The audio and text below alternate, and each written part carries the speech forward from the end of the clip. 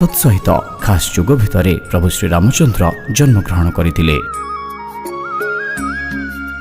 गोस्वामी तुलसीदास महाकाव्य रामचरित मानस को यही शुभतिथि रचना आरंभ करथिले। सेथिपाई हिंदू धर्म रे श्रीराम नवमी को नहीं महत्व सर्वश्रेष्ठ रे। ओडिशा एवं ओडिशा बाहर अनेक स्थान रे एही दिन रे रामचरित मानस पाठ, रामलीला और रामनाटक परिवेषण मध्य करा जाए। पूजा परंपरा विधि अनुसार अनेक लोक प्रभु श्री रामचंद्र को भक्ति जनाई उपवास रखी घरे एवं मंदिर रे प्रभु श्री रामचंद्र पूजार्चना करती। चलित वर्ष प्रभु श्री रामचंद्र जन्मस्थान अयोध्या मध्य महा आडंबर सहकारे श्रीराम नवमी पालन करा जाउछि।